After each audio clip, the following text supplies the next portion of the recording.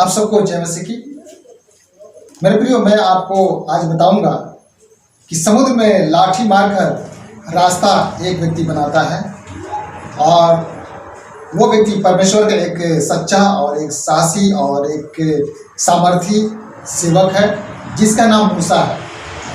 और यह निर्गमन 14 अध्याय और उसकी 21वें पद से ये पाई जाती है कि जब इस्राएलियों को मूसा निकाल कर ला रहा था मिस्र देश से, जो गुलामी की दशा में थे परमेश्वर के आदेश के अनुसार, तो वो लेकर आया तो सही, लेकिन रास्ते में समुद्र पड़ गया और इसलिए इस्राएली लोग वहां से उस समुद्र को पार नहीं कर सकते थे।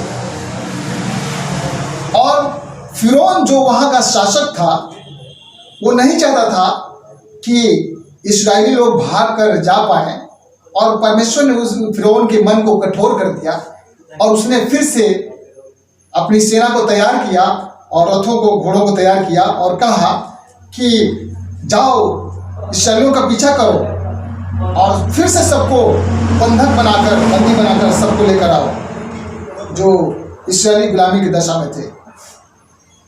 और तब ये पीछा करते हैं और पीछा करते करते वो दूर से ही इस्राएली लोग देख लेते हैं कि हम लोग का पीछा कर रहे हैं मिस्री लोग, मिस्री सेना पीछा कर रही है। वो घबरा गए और मूसा पर बुड़बुड़ाने लगे, कुछ शब्दों का, गलत शब्दों का इन लोगों ने मूसा के ऊपर में प्रयोग किया, परमेश्वर पर बुड़बुड़ाने लगे। और वहां पर क्या होता है कि मूसा दूर से ही देखता है कि मिस्री सेना आ रही है, तो वो परमेश्वर से बातें करने लगता है। और जब परमेश्वर से उसने बात किया तो परमेश्वर ने कहा, तेरे हाथ में जो लाठी है उस लाठी का तू अपने इस्तेमाल कर और तू समुद्र में उस लाठी से मार और समुद्र में रास्ता तैयार होगा। और तब मूसा ने परमेश्वर के कहे हुए के अनुसार ऐसा ही काम किया। वो अपनी लाठी को उठाया और समुद्र में उसने मारा और समुद्र में सूखी भूमि बन गई, सूखा रास्ता तैयार हो गया। और जो रास्ता तैयार हुआ वो बिल्कुल सूखा था और किनारे किनारे जो पानी की धार जो बह रही थी वो दीवार का काम कर रही थी। वो किसी भी रीति से इस्राएलियों को डूबने नहीं दे रही थी, धक्के मार के वो रास्ते पर लेके आ रही हो, कर दे रही होगी, क्योंकि वहां पर परमेश्वर थे और परमेश्वर तो वहां पर सामर्थ्य काम हो रहा था। और ये भागते भागते भागते भागते ये समुद्र के पार ये आ गए और मिस्री जो थे इन लोगों का पीछा करते हुए ये समुद्र के बीचों बीच में पहुंचते हैं। और रात का ये तीसरा पहर चल रहा है और परमेश्वर आग और खंभे के रूप में मिस्रियों के सामने खड़ा हो गया है। और वहां पर परमेश्वर एक भयानक काम करता है कि आकाश से जो बारिश हो रही है, जो ओले पड़ रहे हैं, आग के साथ पड़ रहे हैं और आग भी गिर रहा है। और मिस्री लोग वहां पर खड़े हैं और परमेश्वर आग के खंभे के रूप में समुद्र के किनारे पर खड़ा है।